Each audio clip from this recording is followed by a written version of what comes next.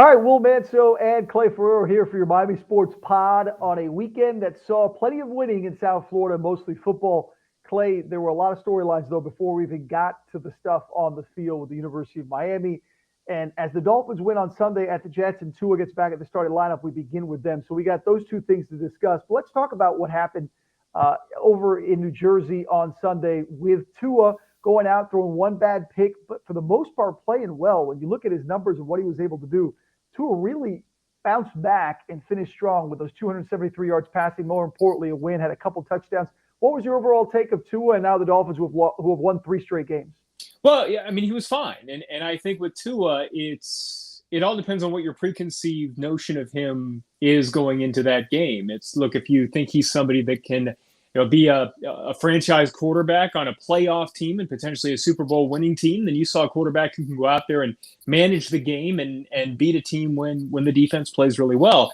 And if you're manage, though, is that because you don't think they're taking enough shots? They're keeping it too simple with a little dink and dunk? Is that more on the offense? Yeah, I think first off, the connotation game manager has too much of a negative connotation anyway. I think most quarterbacks, even the best quarterbacks, most of the time are game managers. But I guess this would be coming at it from the other side. He's a quarterback that you can win with, not because of. And I feel like if you came into this thinking that you needed to upgrade the position, then the things that you saw out of Tua on Sunday, save for that one deep ball, the one to Mac Hollins, hey, look, it's great. And yet, there's still that the things that he lacks, he still didn't show in this game. So it just it all depends on where you were in Tua heading into this game. Now, as far as the team goes, Will, I think they are who we kind of thought they were heading into the season in many ways. It's a team that, if the defense holds the offense of the other team at bay and gives the offense enough opportunities to score points, and they can win football games. And I still think they can do that when they play bad teams on their schedule. I think the fact they beat Baltimore was obviously something that gives you a lot of confidence that maybe you can beat a better team. But hey, you don't apologize for when you can only play the teams on your schedule. Never. If you're gonna go on a run, it's got to start somewhere, and this is 3 in a row. We talked last week jokingly about, hey, can the Dolphins make it to 7-7? And I think with this kind of team, you got to really just get it one game at a time, as much as that's the cliche, because we saw today they're very capable of losing these kind of games. And if it wasn't for a few really big plays on defense, but also by the offense, I thought the final drive at the end of the game by Tua was really impressive. When you see him going out there and with the game on the line, realistically on the line, he goes out and he gets that field goal, which really sealed it. I thought the pass, obviously, to Mac Hollins was a huge play. I thought the storyline will always be Tua's in the offense dinking and dunking. Does he have the arm strength? And we saw when you give him time and you take a shot, look, no one will ever confuse Tua for Dan Marino, and that's fine.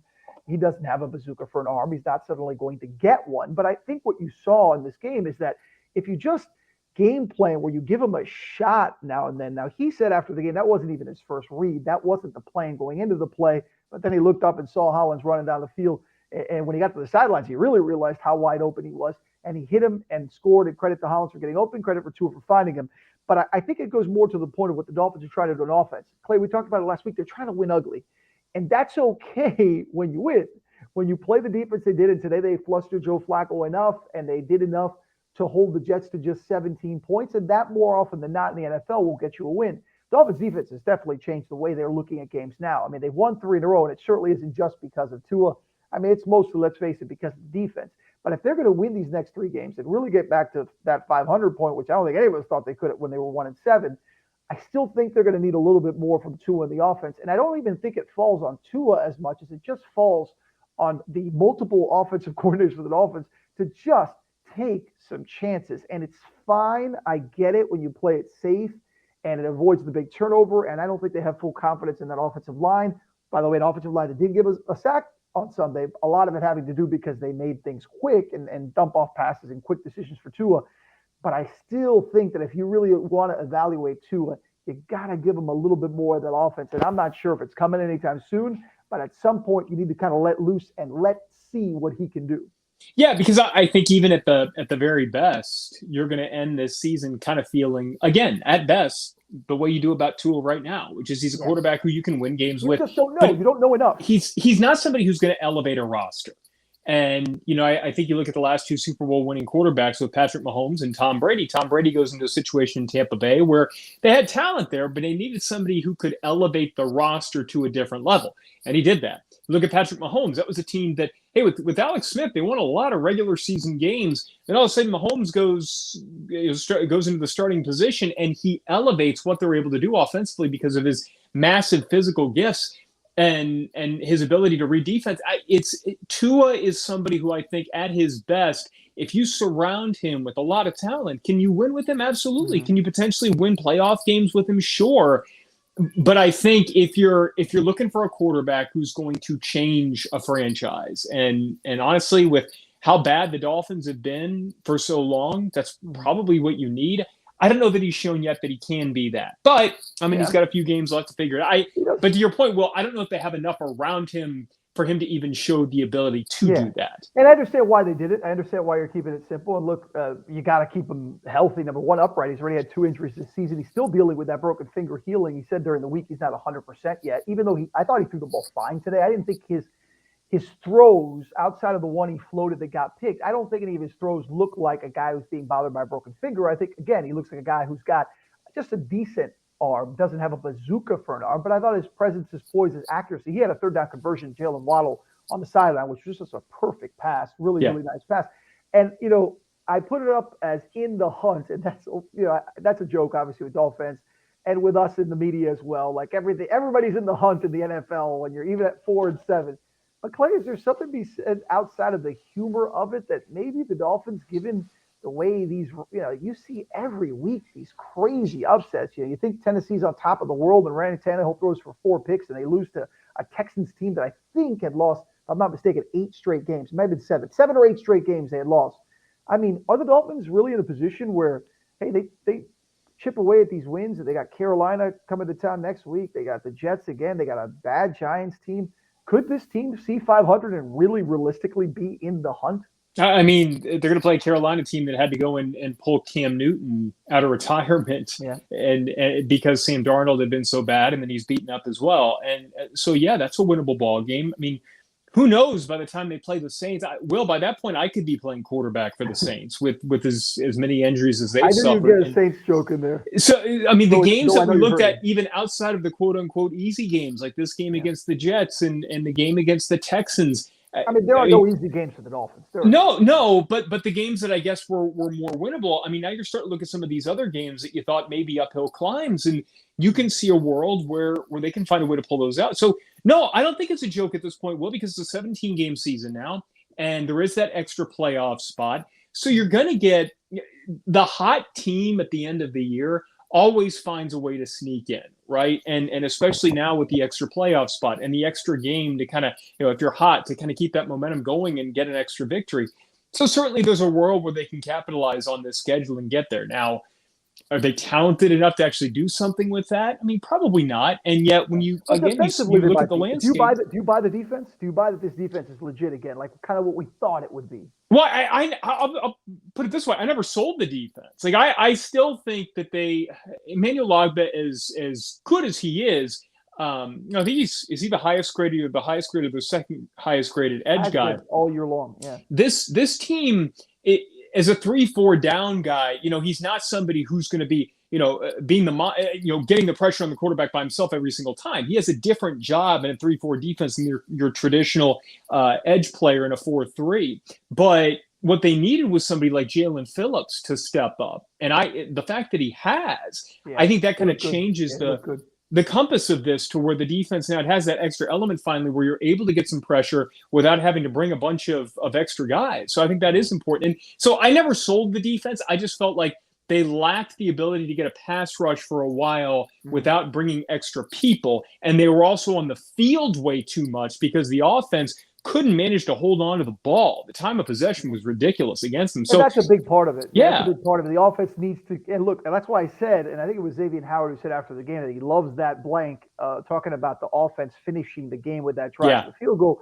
because that's what it takes. You got to – I know it's the total cliche of the complimentary football, but you've got to be able to help your defense when they play like that. And you referenced that pass rush. And look, Brian Flores is not afraid to bring blitzes, and they try to pressure you. And as good as Jalen Phillips has been the last few weeks, and you're starting to see why he's a first round pick, they still love to bring heat in various ways and confuse the quarterback. We saw it last Thursday night against Lamar Jackson. Joe Flacco, not as much. I think Flacco, you saw why the Jets started him, because for the most part, he's going to make the right read. And even if it's a check down or a quick pass, he kind of took what the defense was giving him. But that was enough for the Dolphins defense to say, hey, we'll give you that if you take it, but we're not going to give you anything downfield outside of the one play that was kind of not a busted coverage, but just a good play by Moore to beat Jones and go for the 65-yard touchdown. I thought the Dolphins defense kind of worked to its plan. And they have a good – I'm okay saying that the Dolphins have a winning defense. And when I say winning, I don't mean championship defense. I mean just a defense that can win games and be a playoff contender. The problem is we've seen all year between the offensive line struggles, the lack of ground game, which they still are trying to figure out. And they activated Duke Johnson. They actually gave him some good work on Sunday against the Jets. So those things are still things that work in progress, and obviously the offensive line.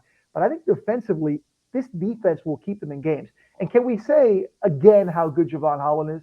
No, we see it every week. Yeah. We have to say it again. He's all over the field. And even at times where he gets caught out of position a little bit, which is rare these days, you still see the athleticism on top of the smarts. That's what I love about him, is that he's not just an athletic freak running around. You can see his mind process things as a rookie that rookies shouldn't be doing. And that's really impressive to me. So again, I go back. The Dolphins wouldn't shock me to see them at 7-7 in 3 weeks. It really, really wouldn't. And if that's the case, yes, they're in the hunt. And not just Robert Hunt. They're in the real hunt.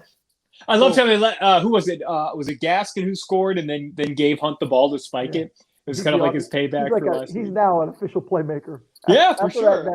I mean, look, let's be honest. Given how few playmakers they actually have, I'm going to put a play in for Robert Hunt, man. I'd be fine with that. I like it. All right, so the Dolphins 4-7. Tua, again, played fairly well. I thought he played very well, actually, more than fairly well. He made the mistake. The one thing he has to do is avoid that one mistake, and I think that's the knock on him, Rouse. He has that one mistake that can cost you. It cost them points. I mean, the Jets went down the field and scored a touchdown after the turnover. Defense bails them out. He makes some big plays in the second half. Dolphins win.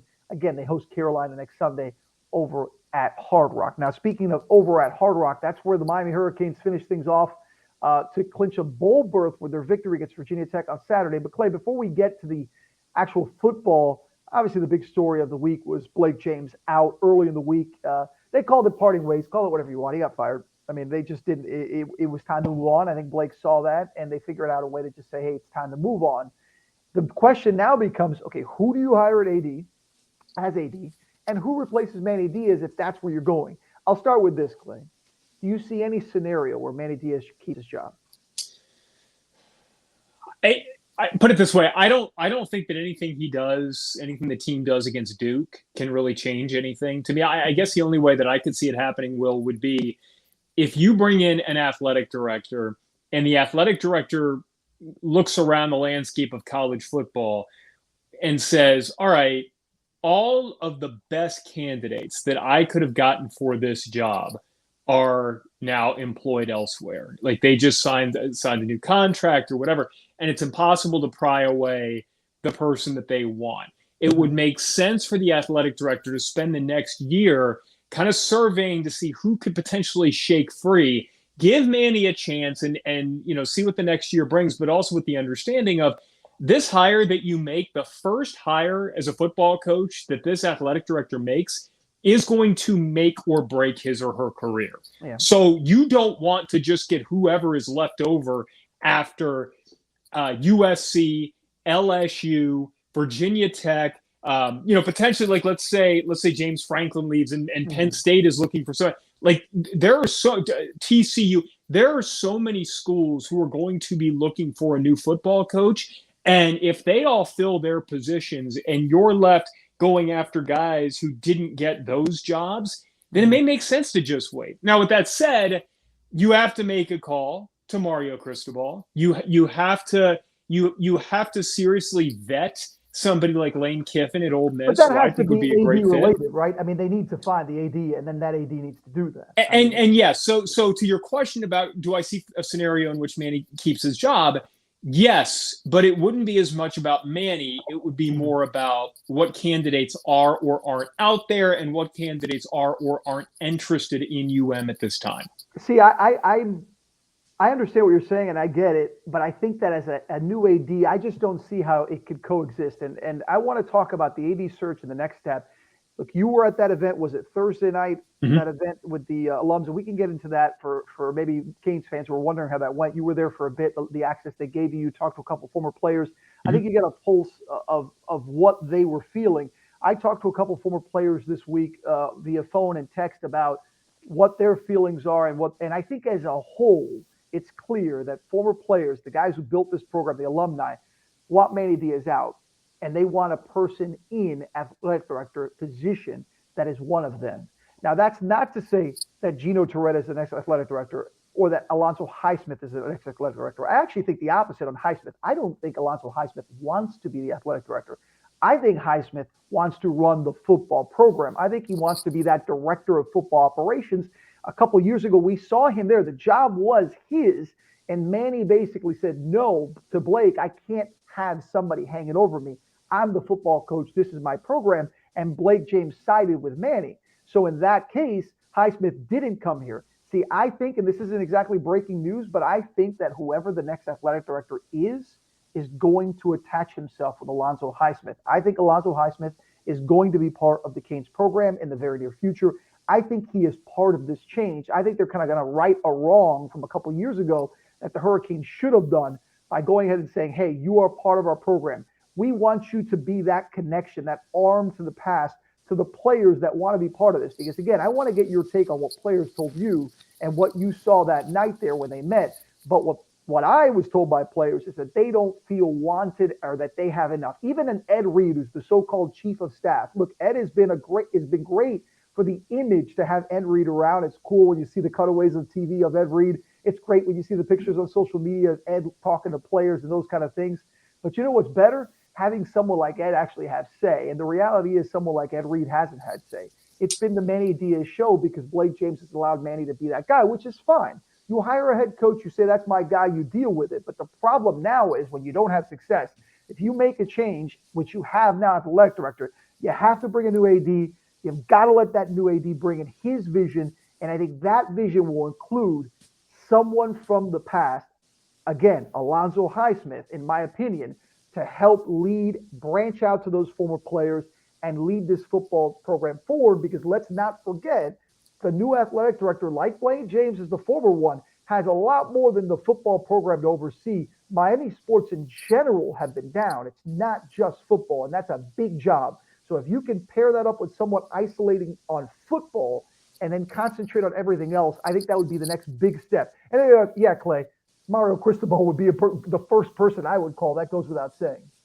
Yeah, so let's start with the Alonzo Highsmith thing real quickly because I want to make the distinction here. And one of the things that you hear from some people is, hey, he worked in NFL front offices. Like, why is he not good enough to be the athletic director at the University of Miami? Well, it's just two vastly different jobs. The athletic director at a major institution is somebody who is responsible for fundraising, for overseeing other sports other than football, like you said, for allocating financial resources, not just to the football program, but also to other sports and also within the football program, figuring out, all right, where does the money go relative to nutrition, relative to facilities, so working in an NFL front office, man, I mean, if you're able to hire him as somebody who is in charge of personnel, as somebody in the role that you're mentioned who is overseeing the football program, that's completely different than hiring somebody as the athletic director.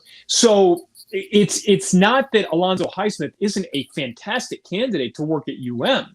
It's just that the role of athletic director is vastly different from anything Alonzo Highsmith has done in his history. I don't think Alonzo Highsmith wants that. Right. I don't think that's his specialty. I don't think he wants to deal with that. Yeah, so let's just make that distinction here when we're talking about potential candidates and things like that. The vibe I got sounds pretty similar to what you got, and the thing that I kept hearing was we don't want somebody as an athletic director who hasn't put on cleats before, who hadn't put on a helmet before. I mean, they want somebody who's been a football player, which I found interesting. And I don't know that that's, and this is just my opinion, I don't think that that's necessarily a prerequisite. I think you have a lot Right. of And I people. don't think, by the way, I don't think it's going to happen. I don't think the new AD will be a former University of Miami player. I don't think that. As much as I know Gino Toretta is a guy that I think might be a good fit if you want to go that kind of the outside route, meaning outside a guy who hasn't had experience at Yeah. that. I don't think that's the direction UM is going. And to be clear, this is not every single player who said that at this event on Thursday night, but that was kind of the vibe that I got. I will say the one thing that they all seem to agree on is that they have to get back to this idea of competing every single day on the practice field. Like, and you hear this all the time when whether you're watching the 30 for 30s, like whatever it is that the practices were hard, so the games would be easy. Yeah. And I feel like they want to get back to where the athletic director has a shared vision with the football coach that everybody is fighting for his job every single day. And that's on the field. That's the coach. I mean, hey, it's even in the athletic director, right? Like, it's that everybody feels as though they have to perform their very best every single day, or else their job is in jeopardy. And that doesn't mean that like you're coaching, you're playing scared, but it's that you are always competing and you are getting used to winning, because that's what they want to see the football players go out there and do. So the impression I got, Will, was that they wanted in many ways for the 1980s and 90s and early 2000s Canes football mindset to permeate the athletic department. Like, that they wanted the athletic department to hate losing as much as those Canes teams And by the did. way, I agree with them. I agree. Yeah. I do think there's a complacency of that under Blake and under Dr. Julio Frank has been a complaint, and even before that, but over the years of just be okay. And I've talked about it here on the pod with you and others, is that I just think they want to be okay. And it's clear that the past and those guys don't want to be okay. There's no reason, Clay, zero, that the Miami Hurricanes have never won an ACC title. I mean, that's embarrassing. Yeah. Forget about that they're a top 5 powerhouse and the glory days and do another 30 or 30, the U and all that stuff. That's not even what I'm talking about. It's embarrassing they've never won an ACC championship. It's embarrassing that they've only played for one ACC championship. It's embarrassing what the University of Miami football program has become. And you saw those players the other day. They're embarrassed. They're hurt. Randall Hill, we had him on the show the other day on Local 10 News. His exact words were, he said they have a text thread, right? Every morning they chat to over 100 former players. He said the main thing that's in that thread is pain, is hurt, because they know what the past was and what they want this program to be. They know how excluded they are in what it's now become. And they just want to be part of getting this back to some sense of respect and national relevance. So I'm glad you mentioned the word hurt, because it triggered something in my mind that they were saying too. I think the players that I talked to are also hurt that the board of trustees does not value football. And I think in their mind, and I'm not talking about every single board member. Again, you're talking about, what is there, 60 members on the board, whatever it is, whatever the number is. They felt like a solid, and I'm just throwing a number out there that they said, so I can't speak on this personally, but they felt like 2/3 of the board wanted to make sure that the medical school was the best that it could possibly be. Which is important, by the way. It is a university, I get it. Yes, at all costs, though. And it was almost like, if we could make the football program like a little bit better, like, and get it closer to the top of the ACC, not close to the top nationally. Nobody wants it. Nobody's expecting them to be Bama, or maybe not nobody. There are a lot of Canes fans we talked to that think they're going to be that. But like, even just get that, but at the expense of shortchanging the medical program at all, that's a non-starter. And so I think the hurt that a lot of them feel is that they don't feel what they did and the blood, sweat, and tears that they poured into this program is nearly as highly valued by this board as it should be in their eyes. But it might be changing now. From what Frank said post Kirk Herbstreit comments to the reports out there that Miami is ready to spend money, which obviously you have to do, I do think that they're ready for that next. I think they understand that to get anywhere close to what they were, and again, they're not going to be what they were, but to get anywhere close to what they were, meaning just a relevant football program that can win conference championships and every few years be in that mix of a top 10 team that maybe competes for a national championship, they got to spend money. Mario So Cristobal. That's yeah, that's the name that comes to mind. sure. And look, I think that's where when you're looking at this program and saying, and again, this is just kind of we're just spitballing here, but I feel as though Blake James was somebody who I thought did a good job with what he had and what he was given, and he kind of sided with Manny Diaz Well, for what was better or expected of worse. him? How about that? What was Expected of him? expected of him? Yeah. I think the new athletic director has to be willing to go in there and interview and say, look, I've been at X institution. This is where you are falling short financially. And if you're going to spend, you have to spend here. And you have to get whoever is going into these interviews for the athletic director, don't just go in there selling yourself. Sell Miami, sell the University on Miami of this is where you've screwed up. This is why you've fallen. And it's not I can come in here and I alone can fix this. It's you guys need to spend, and I'm going to show you where you need to spend in order to get up. So how to do it. I would love to see the list of candidates before we start to throw out names, but like, somebody who may have been at the University of Alabama, for example, like if you have somebody who's worked inside the athletic department of a school like Alabama. Well, let's throw some names out. You got Jeff Purinton, who works close to Nick Saban, who's worked down here for the OB committee, and he's worked at Alabama for many years. He's a name that's come up. The former AD at Louisville, Tom Jurich. Yeah, let's start. Jurich is a name that's come up. I mentioned Gino Torretta as far as if you're going to go kind of out of the list of experience. There are a lot of guys out there that want this job. So, and this is why, like you mentioned Purinton, this is where I think it would be perfect, is you get somebody who worked at the University of Alabama, goes in there and sits down and says, look, this is what Nick Saban demanded. This is what he said he needed. This was his budget. From what I saw and from talking to Coach Saban, this is what was a necessity. This is where maybe we can cut corners a little bit. Like, let's say Alabama has a $500 million pie to spend. If you only have a $250, and I'm just throwing these numbers out there, this is where we can't afford to cut corners at all. We have to be at a higher level. Maybe this is where. So bringing somebody in with that sort of experience is something that I think could be absolutely epic for the case. And that's where I think you have to look at is who can come in here and tell us what we've been doing wrong and where we need to put our money in, not just sell us on himself. And again, herself. I still think there's an attachment to a former. I still think that the Highsmith possibility is strong. I do think that Urick is a guy that I know that is a name that will be talked about plenty over the next few days into the next week because they've got to make a decision fairly soon. Look, Canes play Duke in a week, right, on Saturday.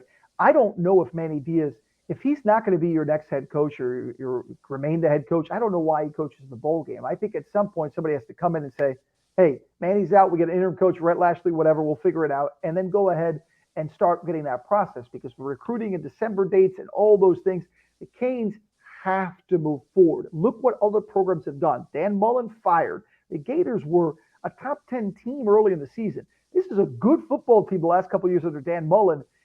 He had struggles. They wasted no time. Granted, financially, what was Mullen's buyout? I think I read like $12 million. I think it was $12 million, like I mean, but they don't care. They're like, we're moving forward.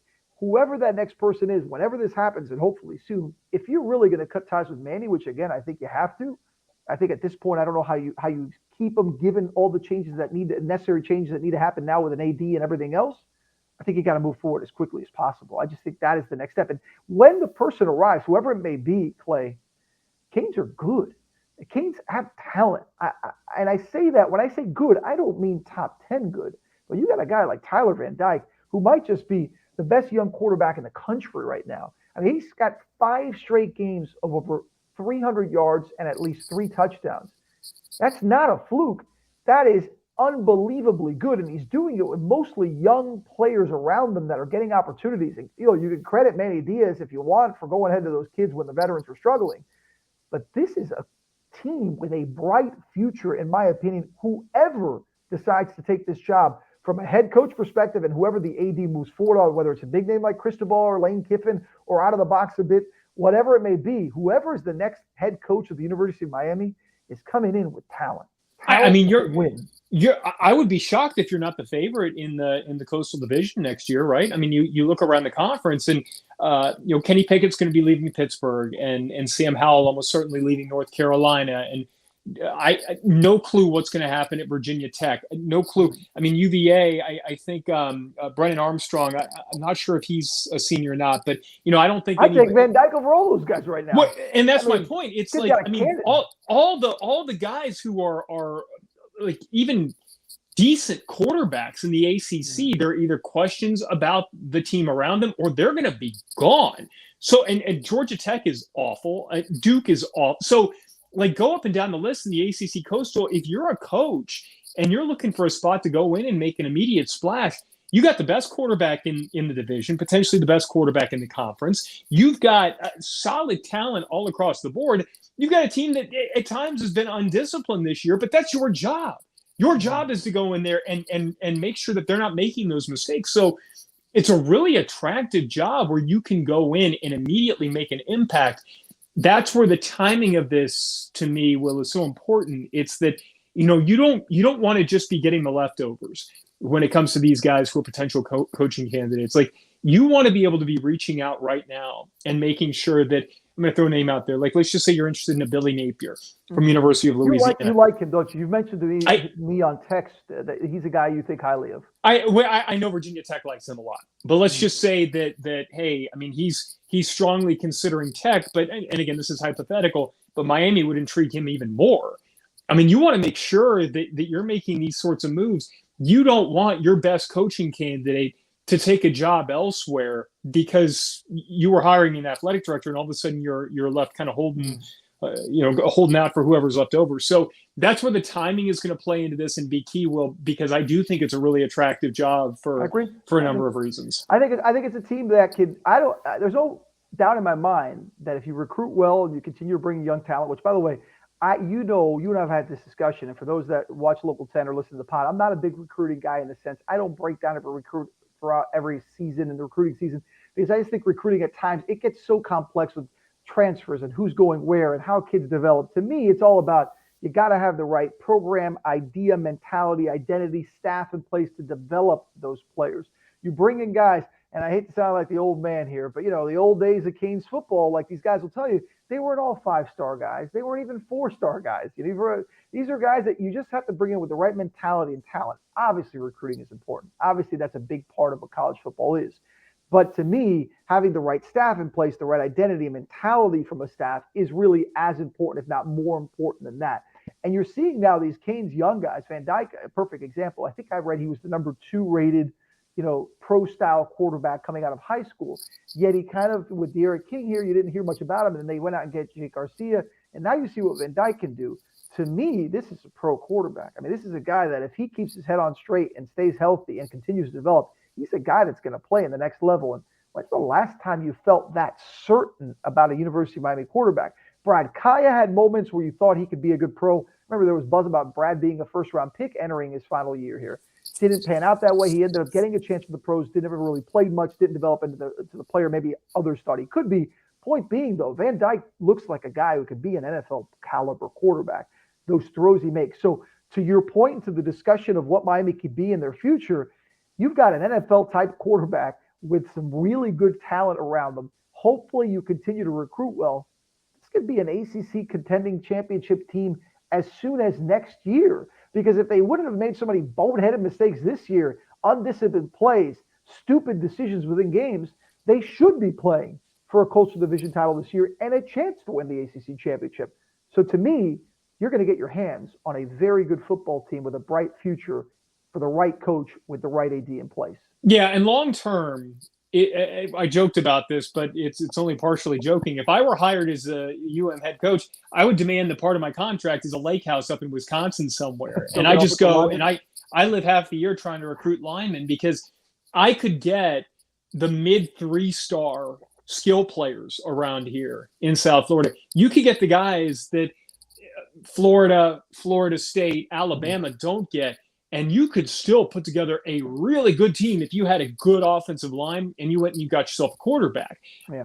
To me, Will, I think that's where if you get the right coach in here who kind of understands that. And again, it's not that recruiting rankings don't matter. It's that there are a lot of things about the recruiting rankings that are flawed because you can't measure some of the stuff that's really, really important. And one thing that I think we heard over and over again, if you watch these 30 for 30s and whatever on the U. It's the players knew the players that were coming up, and they were able to talk to their buddies, other high school players, and say, all right, well, tell me about this guy. Tell me about this guy. And it wasn't that, you just watched their film and said, oh, this guy can play. It's no, this kid shows up at 5 a.m. to the weight room. He's out there on the practice field at 6:30 before his first class at 7:30. Yeah. He's working on his hands. He's working on his mindset. The mindset, the dedication. And you need that. You need that because, look, there's other things that the Canes need to do. They need to make sure they attack the local schools again. They can't let the kids from St. Thomas all go to Alabama and Ohio State and those schools. I mean, they got to go in and get guys from the championship level programs right in their backyard. A guy like Mario Cristobal, trust me, he knows that. A guy like Lane Kiffin knows that, whoever that coach may be. Clay, if you had to, we're going to end the pod with this, and we're still going to have time for discussion because the Miami Hurricanes aren't going to hire a head coach this week. They haven't even fired Manny Diaz yet. But if you had to say to yourself, I feel strongly the next head coach of the Miami Hurricanes is who? Who would you say? And you could say, you know what, I could see that happening. I mean, I could see Lane Kiffin, and I think we've had the report from Andy Slater that he is very interested and he wants the job. And I also think, look, if you do a deep enough dive on Lane Kiffin and where he's quote unquote failed, you'll find that he hasn't. Like his time at USC, it was suboptimal, but the second he got there, he had to deal with the Reggie Bush fallout. Yeah. He was a good coach with the Raiders, and then he had the issue. I mean, good coach. I mean, he was fine coach with the Raiders at the age of 30, 31, 32. Made a lot of money, I give him that. And he had to deal with Al Davis, and then that blew up. He goes to Tennessee and he coaches so well that he gets the USC job, and everybody there hates him because he left. Like if you're hated because you left, well, you probably did something good. And he had 2 11-win seasons in Boca. And now he's got Ole Miss as a 9-win team or whatever it is. I like him, and I feel like I don't think that the stuff that is controversial about him is something that would paint the University of Miami in a bad light. What is his controversial stuff? He's outspoken. He's outspoken. He's outspoken. He likes to rattle cages. Cringe-worthy soundbite, maybe that the school president of the school's like, "Oh, don't say that. Don't say that." He likes to get on social. He likes to get under people's skin, and like. So what? I mean, that's like the base level. But so like I understand the people in administration at not wanting to have players get arrested, not wanting to have players who can't pass class. Not like that's one thing. But having somebody who comes in and just pokes the bear every now and then, who cares? Like in this day and age with social media and the way players are active on social media and love that. Look, Manny tried it a bit with remember the whole GIFs when he would do when they were getting recruits from the portal and the stuff. Yeah. People ate that stuff up. Right. But what happened then? They didn't win. And so then it looks bad. Right. Then all of a sudden that stuff wasn't so cute and funny. Now it was annoying, and it was all seemed like a gimmick. So it's going to be the same for Lane Kiffin, whoever comes in. You can be outspoken, you can post GIFs, you can be on social media doing podcasts for all you want. But if you don't win games, the fans in this town, man, fans are brutal. I'm a proud alum, but we're an awful fan base in that sense. We are ready to move on in the first quarter of game 1 from a coach if that coach is struggling. And that's just the way it is. And let me add one more thing on Lane Kiffin, because I think the thing that you get sometimes is, well, why would he leave Ole Miss when, I mean, they break the bank to pay him, and you're in the SEC, and you've got SEC money, et cetera, et cetera. They'll never be Alabama. They'll never be LSU. No. They just won't. Right. 2 things. First off, some people prefer city life, and some people prefer the lifestyle in Miami over the lifestyle in Oxford, Mississippi. Number 2, what you mentioned, the competition, you are always going to be at best 4th in that conference. You're never going to be probably 5th. My guess is you're not going to compete on a year-to-year basis with Alabama, Auburn, LSU, Texas A&M, especially not as long as Jimbo Fisher is there. So you're probably 5th. Mississippi State is going to be so like you're talking about a school that it's a dead end job in many ways. And oh, by the way, he's probably going to lose his quarterback, who's going to be an NFL draft pick, going to lose a lot of talent elsewhere. This is the time for him to sell high on himself. Oh, I agree with you. And I think there's absolute interest from Lane Kiffin. I think Andy's report, you mentioned Andy Slater's report, I think is legit. I know a lot of people laugh at it and say that how would you know that? Well, I mean, first of all, Andy's well respected and he does a great job getting scoops, But the reality is, I think Lane Kiffin loved his time down here. Now that's your pick, and I, by the way, I agree that could very well be the direction the Canes go. I still think though that the first call, the first focus, and as much as it it's crazy when I really step out of my Canes little homer hat on. The thought of Mario Cristobal coming here, given that he's in Oregon, given the resources he has there, the facilities, being that they were up until this weekend a top 5 team with the aspirations of a national title, I I still think it's more toward the long shot category of a Mario Cristobal coming here. But to me, you got to make that call. You make that call right away. You focus on that, whether it's, I mentioned Alonzo Highsmith and an AD working together, calling Mario. I think that's the first focus. And then you move on from there into whether it's Lane or a guy like Napier you mentioned, or a coordinator, whatever you're going to, or a guy that's a retread head coach that maybe wants another opportunity. Whatever direction you go in, I still think Mario's the first call. He has to be the first call. There are two things that have to happen in order for Mario to come down here. Number one, it's the family draw, the draw to go home. I mean, and that's a big, by the way, it's a big, people kind of think that that's silly, but these guys all make a lot of money and they've done well. The family stuff is important. It is important. I'm not saying it's the bottom line of why he would come here, but you can't also dismiss it. No, and the other thing that has to happen is you have to have an athletic director and also a booster or two or three who go to Mario and say, not only am I going to write you this check where you can write however many zeros on it that you want, but I'm going to write another check where you can write more zeros for the facilities, for the travel, to upgrade nutrition. Make sure recruiting is taken care of, where you can go, how you should spend. Absolutely. I don't think Mario Cristobal comes down here if Blake James is the athletic director, if it is status quo moving forward. Mm-hmm. If you get an athletic director who can sell him on a vision and also spend money, a lot of it, then it's possible. So those are the scenarios where you could potentially see it happening. It's going to, maybe not that part of the equation, but I think the athletic director part of it will have to happen soon. I think, we're approaching Thanksgiving this week, and then you get into December. Again, the timing of it, they have to resolve this. And I think this is going to be a very busy week in that search and what the next step is. It wouldn't shock me that by the next time you and I do the podcast next weekend, that the Miami Hurricanes have hired their athletic director and know the direction they're going. Well, we know the direction we're going home. That's it. That's it for the Miami Sports Power. We appreciate you watching, listening. We got a lot more to discuss next week with the Dolphins trying to make it, 4 in a row? The Heat, we didn't mention the Heat. They're out on their road trip. They had a 4-game winning streak snap. And the Panthers are 10-0-0 at home, fourth team in NHL history to ever do that. So that's your Miami Sports Pod. Always appreciate you listening and subscribing.